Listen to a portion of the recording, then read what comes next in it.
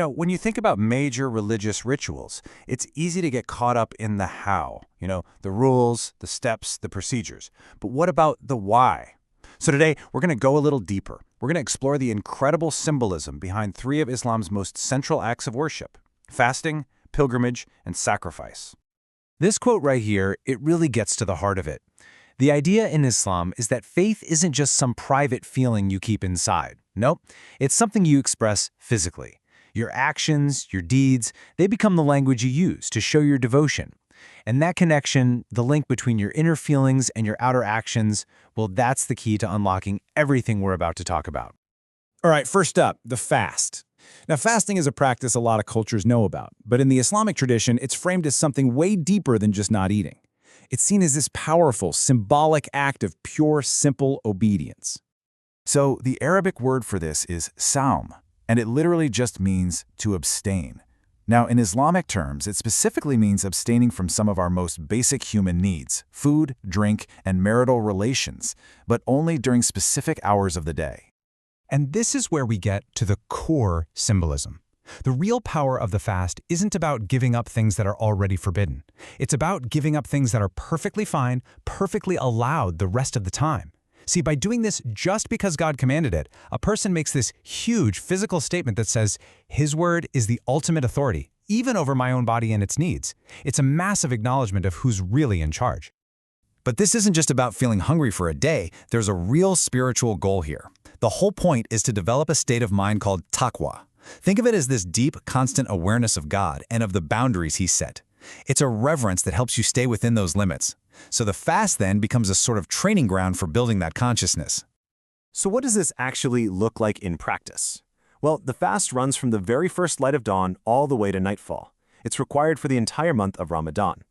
Now, of course, there are exceptions for things like travel or illness, but you do have to make up those missed days later. And the practice really reaches its peak with something called i'tikāf, which is a spiritual retreat where a person will literally seclude themselves in a mosque for a period of intense worship. And this whole idea of obedience, it flows right into our next topic. Because if fasting is that daily, personal act, then the pilgrimage, the Ḥajj and Umrah, is considered the absolute pinnacle of worship. It's a truly symbolic journey of devotion. First, let's get the two types straight, because it can be a little confusing. Just think of Umrah as the compact pilgrimage. It's smaller, and you can do it pretty much any time of year. Ḥajj, on the other hand, is the comprehensive one. It only happens on very specific days once a year, and it's something every Muslim who is able has to do at least once in their lifetime. And this quote, wow, it really lays out the core idea behind the Ḥajj. It's a symbolic war, not a physical war with weapons, but a deep, spiritual struggle against Iblis, or Satan. And every single step, every ritual in the pilgrimage is just soaked in this powerful metaphor. And believe me, this is no one-day event. The Ḥajj is a massive, multi-day journey. You're talking about millions of people moving together, in unison, from camps in a place called Mina to a huge plain called Arafat for a day of just intense prayer, then an overnight stay at a place called Muzdalifah, before heading back for the final rituals in Mina and Makkah. It's a truly epic undertaking. So, all these movements, all these actions, what do they actually mean? Okay, let's decode the symbolism behind the main rites of the Ḥajj. Okay, let's walk through this. It all kicks off with ihram, where pilgrims put on these simple plain garments to basically shed their worldly status and attachments. Then you have the tawaf, which is circling the Kaaba 7 times. Sharī is a brisk walk that remembers an ancient powerful act of faith. Then there's Rami, where people symbolically throw stones at pillars to show their rejection of evil. And all of this, it all builds to that powerful final act, the sacrifice.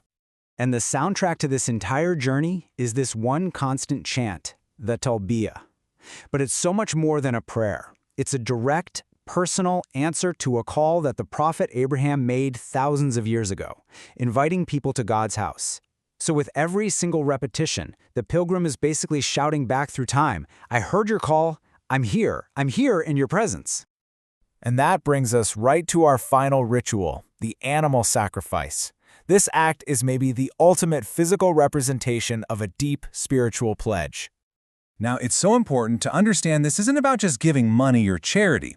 The philosophy here is that the animal is a substitute. It stands in for the person making the offering. It's a symbolic vow that says, God, I pledge my own life to you, and then the animal fulfills that pledge on their behalf. This whole ritual goes all the way back to the story of Abraham and his ultimate test of faith, his readiness to sacrifice his own son. And when God provided a ram as a substitute, it wasn't just a last-minute rescue. It actually established this very ritual for all time, as a way to remember that incredible act of submission and the divine mercy that answered it. And just like the other rituals, there are specific guidelines for this. The animals have to be from cattle, so think goats, cows, or camels, and they have to meet certain standards for age and health. The sacrifice itself happens at a specific time, and then the meat is shared, which benefits not just the family, but the whole community. So, let's just tie this all together, right? Fasting represents that daily, personal act of obedience. The pilgrimage is this huge, communal, symbolic journey of devotion. And the sacrifice? That stands as the ultimate personal pledge of your entire being to God. And that brings us to the final and maybe most important question. If these incredibly powerful physical acts are all symbols of something deeper, obedience, a journey of devotion, a life pledged to God, then what do they demand from a person after the ritual is over? It really makes you think that the connection between the symbolic act and your everyday life, well, maybe that's the most important journey of all.